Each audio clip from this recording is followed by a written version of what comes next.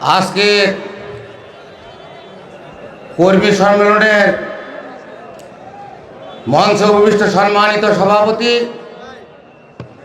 বাংলাদেশ জামাতে আমির ডাক্তার শফিকুর রহমান সহ সকল জামাত শিবিরের নেতৃবৃন্দকে আমি আদাব এবং সনাতন ধর্মাবলম্বী সকলকে আমি নমস্কার দিয়ে আমার সংক্ষিপ্ত বক্তব্য শুরু করছি।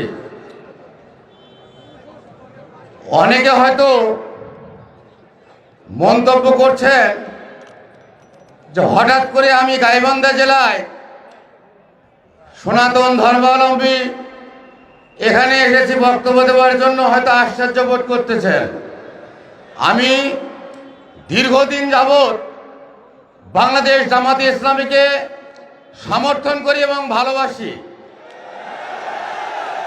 আমার প্রয়াত বড় ভাই উনি ছোটবেলা থেকেই জামাতে ইসলামীর সঙ্গে সম্পৃক্ত ছিলেন। উনি আজ 10 বছর যাবৎ উনি মৃত্যুবরণ করেছেন। তার পরবর্তী হালটা আমি ধরে আছি এই জামাতে ইসলামীকে। আমরা হিন্দু সম্প্রদায়ের ব্রাহ্মণ পরিবারের সন্তান। আমার নাম শ্রী মিলনচন্দ্র ভট্টাচার্য, ব্রাকেটে ঠাকুর। আমি গাইবান্ধা জেলা পলাশবাড়ী উপজেলার 4 নং বরিশাল ইউনিয়নের বাসুদেবপুর সার্বজনীন দুর্গা মন্দিরের বর্তমান কর্তব্যরত পুরোহিত। এবং সাগাটা ফুলছড়ি উপজেলার যারা এসেছেন, আমি 2008 সাল থেকে 11 সালের 11ই নভেম্বর পর্যন্ত ভরতখালী কালী মন্দিরের পুরোহিত ছিলাম। আমি দীর্ঘদিন রাজনীতির সঙ্গে আমি জড়িত। আমারই ইউনিয়নের, আপনারা জানেন, সেই 2014 সালে আমাদের বর্তমান 4 নং বরিশাল ইউনিয়নের জামাতে আমির শামীম প্রধান ভাই, তার সঙ্গে আমি একসঙ্গে জামাতে ইসলামী কাজ করি। শুধু এই কাজ করতে গিয়ে আমি আওয়ামী লীগের চেয়ারম্যানের হাতে নির্যাতিত, এবং এখন পর্যন্ত আমি গাইবান্ধা কোর্টে আমাকে হাজিরা দিতে হয়, এবং আমি 4 দিন জেল কেটেছি। এটাই আমার পরিচয়। এখন আজকে আমি কেন জামাতে ইসলামীকে ভালোবাসি এটা তো আপনাদের শোনা দরকার। আমি একটি জিনিস জানি যে আমরা হইলাম ধর্মযাজক। যাদের মধ্যে ধর্ম জ্ঞান বিবেক বুদ্ধি আছে তারা কখনোই অন্যায় অবিচারে যেতে পারে না। এই জন্যই আমি ধর্মীয় সংগঠনকে প্রাধান্য দিয়ে আমার বংশধরকে আগামীতে এই ধর্মপরায়ণ জামাতে ইসলামীকে সমর্থন করার জন্য আমি বারংবার আহ্বান করে যাই।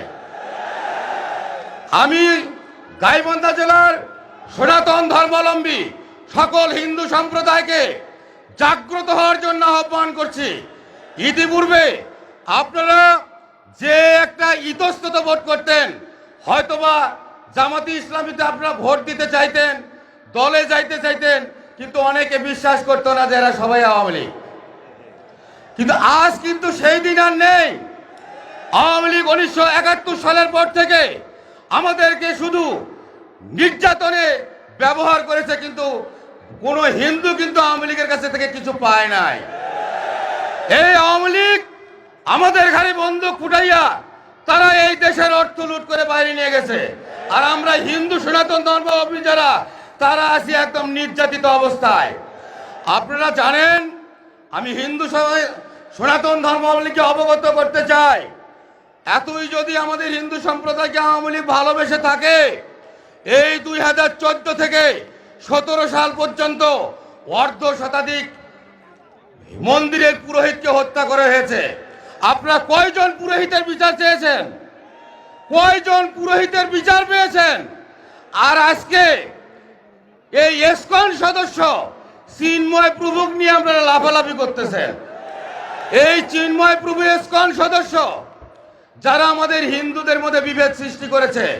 আপনারা উত্তরবঙ্গে ইউটিউব সার্চ দিলে দেখতে পারবেন, রায়ন চক্রবর্তী শুভ তার সঙ্গে এই ইসকন সদস্যদের কত বাকবিতণ্ডা হয় বা হয়ে আসছে।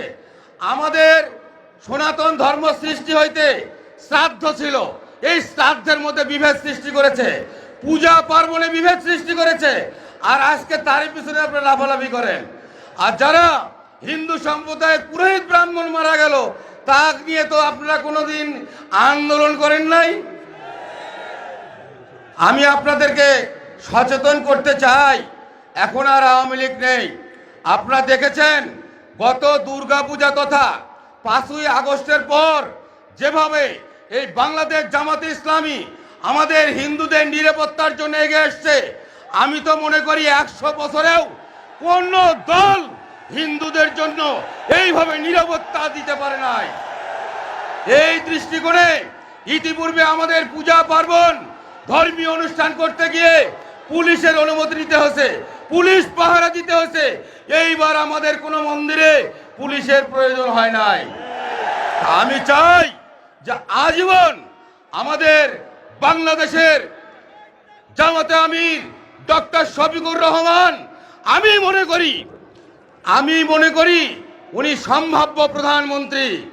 উনি যদি এই দেশের দায়িত্ব পেয়ে যায়, আমরা আজীবনের জন্য কোনো নির্যাতিত হব না। আমাদের কোনো ধর্ম অনুষ্ঠান করতে গিয়ে কোনো পুলিশ নিরাপত্তার প্রয়োজন হবে না। আসুন আমরা দল মত ধর্ম বর্ণ নির্বিশেষে এই 5টি বছরের জন্য ডক্টর শফিকুর রহমানকে আমরা প্রধানমন্ত্রী করে বাংলাদেশকে বিশ্বের মধ্যে একটা মডেল দেশে রূপান্তরিত করব। এই বলিয়ে আমি আমার সংক্ষিপ্ত বক্তব্য শেষ করছি। আপনারা সবাই আমার জন্য দোয়া আশীর্বাদ করবেন, আমিও আপনাদের জন্য দোয়া এবং আশীর্বাদ করছি।